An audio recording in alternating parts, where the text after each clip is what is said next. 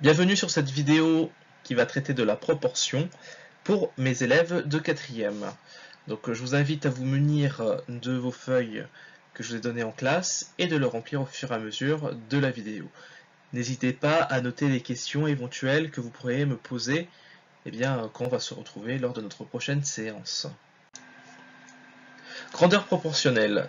Donc si on donne une définition, on peut dire que dans un tableau, si le quotient d'un nombre d'une ligne par le nombre correspondant de l'autre ligne est toujours le même, alors on dit que les lignes sont proportionnelles entre elles. Ce quotient commun s'appelle alors le coefficient de proportionnalité. Donc on va expliquer ce que c'est que cette définition que vous connaissez en fait déjà. Donc, un exemple pour illustrer ce qu'on a dit précédemment. Je télécharge un fichier et je répertorie la taille et le temps que je mets pour télécharger ce fichier.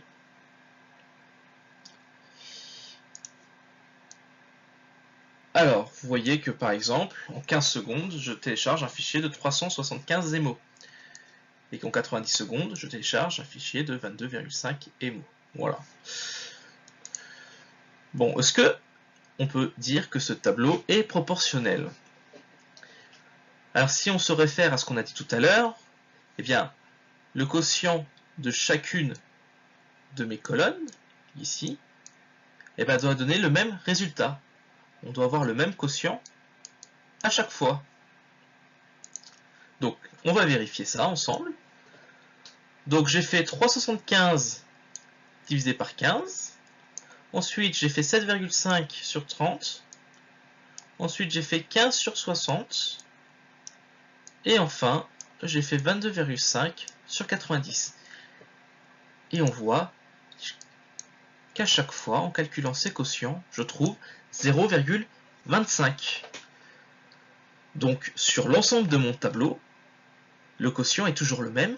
Donc, je peux dire qu'effectivement, j'ai un coefficient de proportionnalité. Et d'ailleurs, on a l'habitude d'indiquer le coefficient de proportionnalité avec une petite bulle.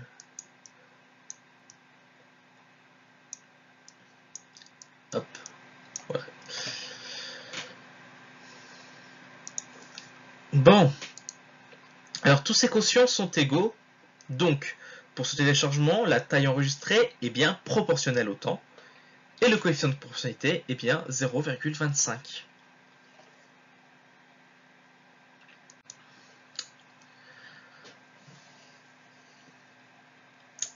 Alors souvent, on utilise des propriétés de la proportionnalité pour résoudre des problèmes, c'est-à-dire que on a une inconnue, on a des données, et avec ces données, on arrive à retrouver notre inconnu.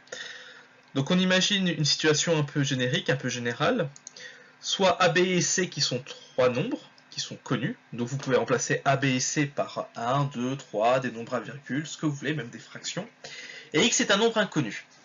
Alors on a la situation de proportionnalité suivante qui est décrite sur ce tableau ici.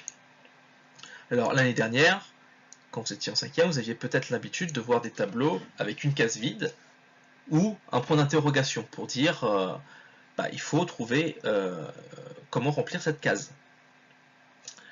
Donc nous maintenant, on est grand, 4e, on sait que quand on ne connaît pas une valeur, on peut le remplacer par une lettre. Donc nous, on va choisir de remplacer l'inconnu par X. Voilà, c'est mieux qu'une case vide. Alors ce tableau de proportionnalité, on peut l'exprimer aussi sous forme d'une égalité. A sur B est égal à X sur C. Ces deux choses veulent dire la même chose. Alors, quand on a cette situation de proportionnalité, on a l'égalité suivante. Bx qui est égal à AC, ou encore X qui est égal à A fois C sur B. Donc, vous voyez que là, on peut trouver X tout simplement en appliquant cette formule. Alors, cette formule, c'est tout simplement ce qu'on appelle le produit en croix. C'est-à-dire que là, vous voyez, vous avez A fois C, donc que je retrouve ici. Et ensuite, je fais B fois X. Alors B fois X, que je retrouve ici. Donc vous voyez que ça fait une espèce de croix en fait. Donc c'est pour ça qu'on appelle ça le produit en croix. Alors je vous rassure, ce que vous avez fait en 5e n'a pas été inutile puisque c'était la base de ce produit en croix. C'est-à-dire, là par exemple, je veux savoir par quoi je dois multiplier C pour avoir X. Donc pour pouvoir faire ça, il va falloir que je trouve le coefficient de proportionnalité. Donc pour trouver le coefficient de proportionnalité, je vais partir des valeurs que je connais. Donc je connais A et B. Donc ma question c'est comment je fais pour passer de A et B. Donc cette fameuse bulle qui est le coefficient de proportionnalité, je vais la remplir comment? Je vais faire tout simplement A divisé par B. Et A divisé par B, c'est mon coefficient de proportionnalité. Donc ensuite, pour pouvoir trouver X, eh bien, il faut tout simplement que je le multiplie à C. Et quand je le multiplie à C, eh bien là, en fait, je trouve tout simplement mon X. Voilà. Donc surtout, si vous avez des questions à ce niveau-là, eh bien, n'hésitez pas à les noter et on essaiera de reprendre ça en classe. D'accord? Donc vous voyez que ce que j'ai écrit là, c'est exactement ce qu'on a écrit ici. Voilà.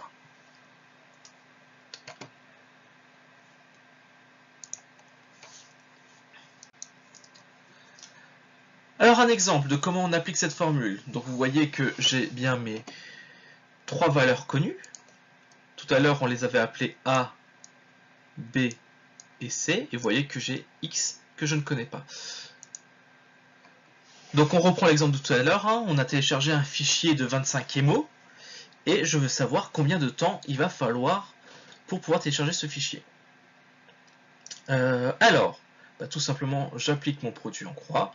X est égal à 15 multiplié par 25, voilà, et ensuite je divise par 3,75.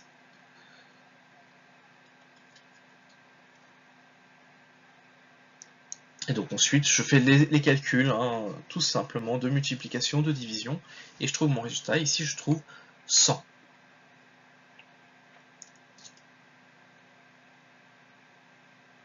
Donc voilà, ça sera tout pour cette vidéo. Si jamais vous avez des questions, n'hésitez pas à les noter et on essaiera d'expliquer tout ça.